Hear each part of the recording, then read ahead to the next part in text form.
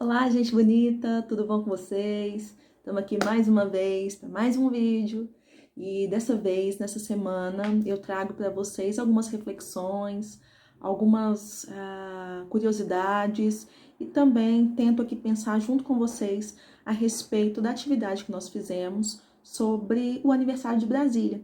Afinal de contas, dia 21 de abril, além de feriado nacional em que se comemora a Inconfidência Mineira, né, e que é a figura aí central do Tiradentes, como é sempre lembrado todos os anos, para nós, aqui em Brasília, é um momento especial porque se comemora a inauguração dessa cidade, o aniversário dessa cidade. Então, como de costume, como você já sabe, por favor, caderno, aí, suas anotações, vem comigo, bora corrigir essa atividade.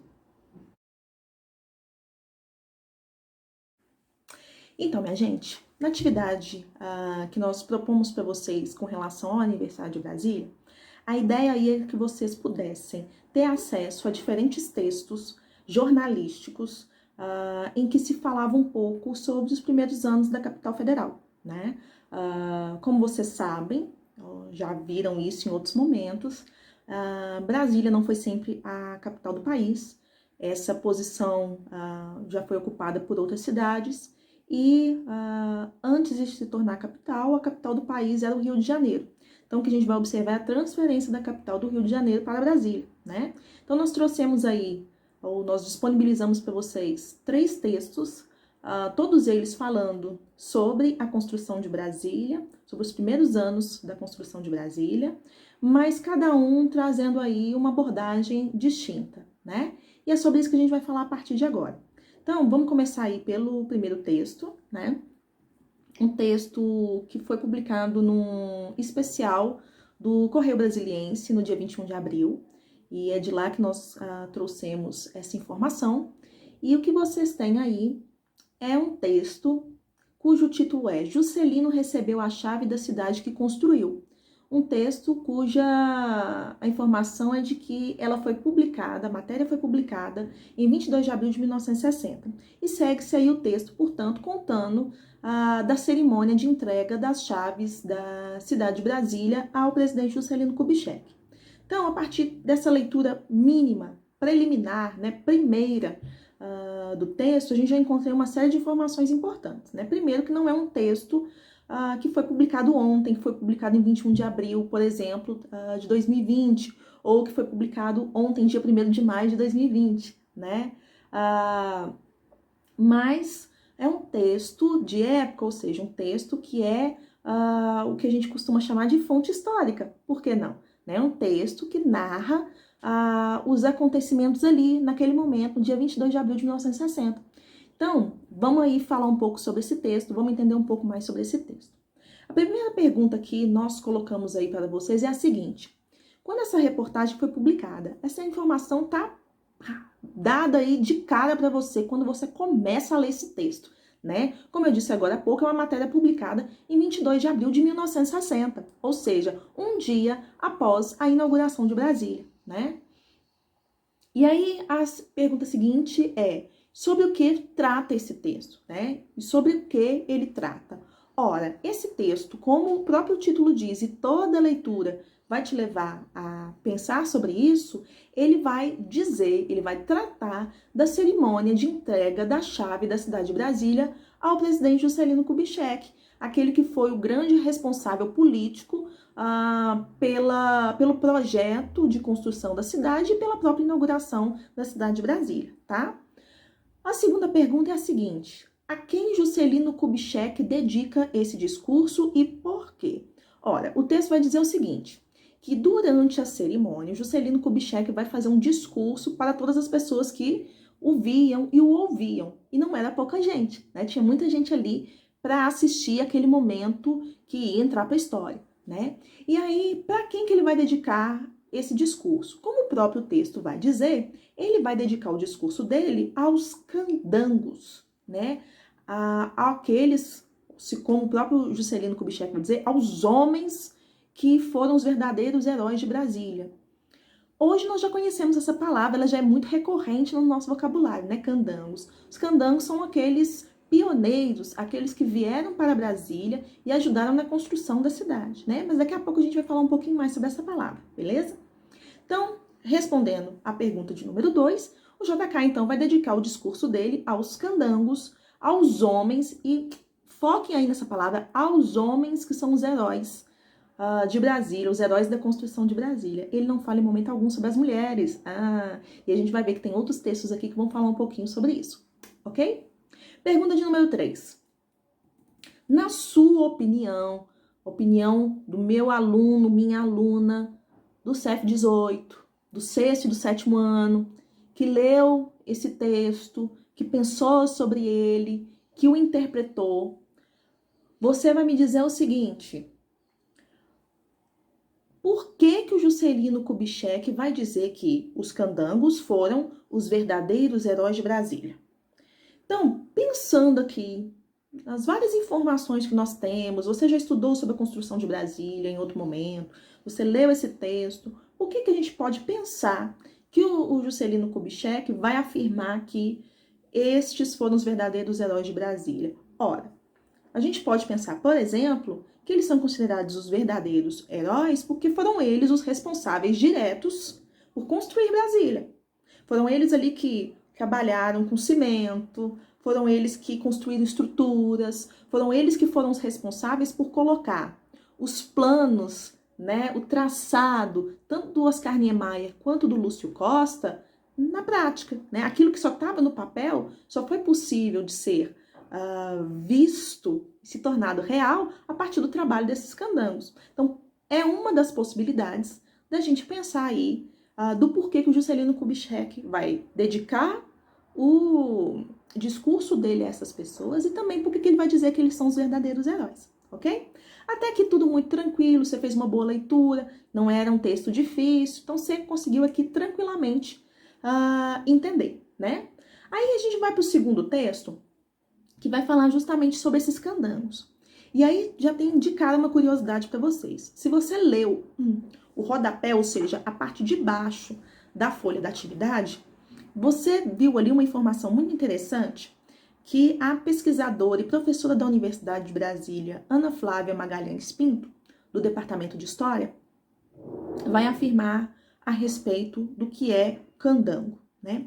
A palavra candango, segundo ela, é uma palavra de origem africana, mais especificamente da língua banto, que é a língua de povos mais da região central da África, que vão ser trazidos para o Brasil a partir do século XVI como escravos, vão ser escravizados e vão ser trazidos à força para o Brasil. E nessa língua, na língua banto, na língua desses povos, a palavra candango, ela significa aquele ser desprezível. Por quê? Ela vai ser primeiramente utilizada para identificar os europeus. E para os africanos, os europeus eram aquele povo esquisito que estava invadindo as terras deles. Logo, era um ser desprezível, né? Era um ser, portanto, de pouco valor. Quando eles são trazidos para o Brasil, essa palavra continua sendo utilizada. Só que agora a palavra candango vai ter um outro significado. Ao invés de se referir aos europeus, ela vai se referir aos africanos, né? E aí, por isso, toda vez que a palavra candango ela é utilizada, ela é sempre utilizada num sentido negativo, pejorativo. Então, o que isso significa? Que a palavra candango, ela vai ter um significado pesado, ruim, negativo, que a gente chama de pejorativo, com relação às pessoas que são chamadas de candangas. Então, num primeiro momento, quando várias pessoas começam a vir para o Planalto Central para construir Brasília, vindas de Minas Gerais, vindas de vários estados do Nordeste, vindas de algumas regiões do norte do país, a gente observa que a palavra candango vai ser utilizada num sentido também negativo, pejorativo, como pessoas desprezíveis, pessoas de pouco valor. A palavra candango só vai ter um significado, um sentido positivo, depois, quando ela começa a ser identificada com aquelas pessoas que são os pioneiros, né? Se lá no finalzinho, deixa eu tentar clarificar isso melhor, se no final da década de 50, ela é usada no sentido negativo para identificar essas pessoas pobres que estão vindo de várias regiões do país para construir Brasília, quando Brasília é inaugurada, a palavra candango vai ter um significado positivo, porque essas pessoas que construíram Brasília vão ser vistas como pioneiras e pessoas imprescindíveis, importantes para a construção de Brasília, como o próprio Juscelino Kubitschek vai dizer que eles são heróis. Por isso que a palavra candango hoje tem um sentido positivo, mas não foi sempre assim. Mostrando aí, então, que as palavras, elas se transformam, elas modificam seus sentidos ao longo do tempo. E aí, além de você saber isso, você também leu aí o texto de número 2, cujo título é Brasília, uma cidade para brancos construída pelos pretos. Que nada mais é do que uma entrevista com a professora Ana Flávia Magalhães Pinto, professora da Universidade de Brasília, que vai falar aí a respeito da presença de pessoas negras na construção de Brasília. Então é sobre isso que a gente gostaria que vocês refletissem com as perguntas que nós colocamos. Daí, a pergunta de número 4 aí na sequência, mas a primeira pergunta sobre esse texto, sobre o texto de número 2, é a seguinte. De acordo com a reportagem, a maioria dos candangos, a maioria dos pioneiros que vieram para Brasília eram pessoas negras. Como é possível, como foi possível chegar a essa conclusão?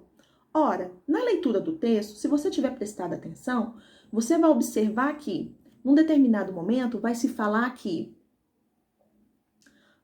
o que se vê nas fotos do período de 1956 a 1960, nos acampamentos, nos canteiros de obras, nas cantinas, no ermo, na Cidade Livre. Cidade Livre aqui é sinônimo de núcleo bandeirante. O núcleo bandeirante não tinha esse não tinha esse nome antes.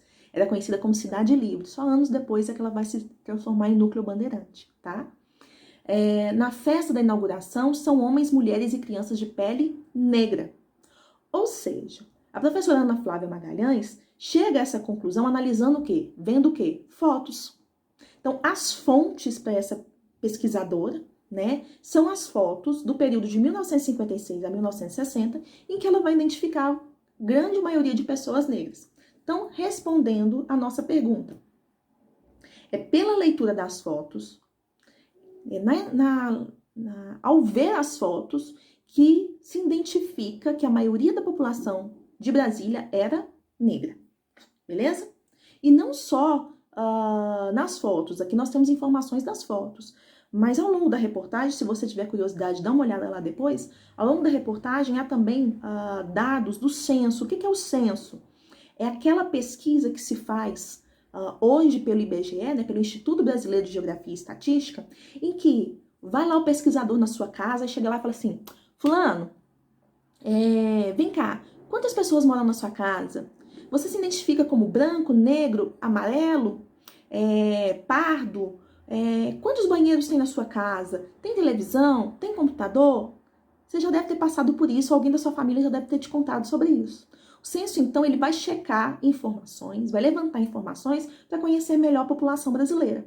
Então, naquela época, na década de 50, na década de 60, já havia censo, né? E o censo também traz informações para nós a respeito da população de Brasília nesses primeiros anos. E é uma população majoritariamente, ou seja, em sua grande maioria, negra. Ok? Próxima pergunta, pergunta de número 5. O texto vai afirmar que Brasília se tornou uma cidade, e aí abrimos as aspas para a afirmação da professora Ana Flávia, na qual os ricos não se misturam com os pobres. Por quê? Vamos entender essa afirmação. A cidade de Brasília, ela foi construída por pessoas vindas de várias regiões do país. A cidade de Brasília vai ser construída a partir do traçado do Lúcio Costa, lá do plano piloto, né? E vai sendo planejada e vai sendo construída a partir daquele traçado. Só que o que a gente vai observar ao longo dessa leitura do texto? Que as pessoas que construíram Brasília, que foram as responsáveis por transformar aquele sonho, aquele projeto em realidade, não puderam de forma alguma habitar aquele espaço. Aquele espaço não foi construído para elas. Embora tenha sido construído por elas, não era para elas. Entenderam? Então, o que isso quer dizer? Que a cidade foi sendo, ao longo do tempo, dividida. Ou seja, o plano piloto foi construído pelos candangos, mas não foi habitado por eles. Esses candangos foram se mudando e foram construindo suas casas, foram habitando espaços ao redor de Brasília, ao redor do plano piloto e ao longo do tempo nas periferias, cada vez mais distantes do plano. Então, por exemplo, o núcleo bandeirante, chamado naquela época de Cidade Livre, vai ser construído nos arredores de Brasília. É onde as pessoas vão viver, porque essas pessoas não podem viver lá no plano. Ceilândia, né? Onde vocês vivem, né? Onde é a nossa escola. É uma cidade que foi construída ou que foi organizada também mais distante de Brasília por pessoas que ajudaram na construção de Brasília. Não sei se vocês sabem a respeito da cidade de Ceilândia, que esse início da palavra Ceilândia, se refere à campanha de erradicação. Agora não me lembro se é da campanha de erradicação da... Vou fazer a pesquisa e depois eu coloco aqui para vocês, tá? A Ceilândia, a princípio, era uma série de barracos, né? Sem nenhuma estrutura, sem saneamento básico, sem energia, sem nada. As pessoas foram se amontoando ali, foram construindo suas casas ali, porque precisavam de lugar para viver, né? As pessoas ajudaram a construir Brasília e precisavam morar em algum lugar, né? Elas foram se estabelecendo aqui, precisavam viver em algum lugar. E por essa razão, houve uma campanha para que esse espaço fosse transformado, de fato, num lugar habitável, que tivesse melhores condições. E aí, isso vai dar origem ao que nós hoje conhecemos como Ceilândia. Vou postar junto com esse vídeo na nossa página do Google Sala de Aula um videozinho sobre o início de Ceilândia, sobre a construção de Ceilândia. É muito interessante, é um vídeo super curtinho, beleza?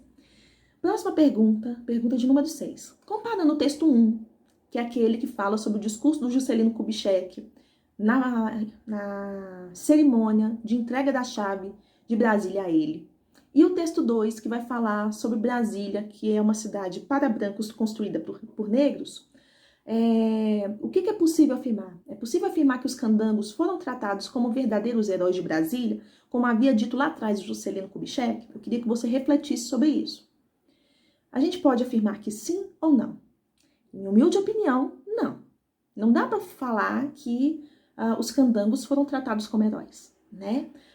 Os candangos, como afirma a professora Ana Flávia, foram segregados, ou seja, eles foram separados. Ora, se eles não poderiam viver naquele espaço que eles construíram, eles foram tratados como heróis, né? Se eles precisaram ir para diferentes espaços cada vez mais distantes de Brasília, vivendo em condições mínimas, né? Sem rede de esgoto, sem água encanada, sem energia, né? Sem empregos, sem bons empregos, sem educação de qualidade. Ora, eles tiveram de fato um tratamento digno de heróis? A gente acredita que não, né? Então essa questão era para você refletir, né?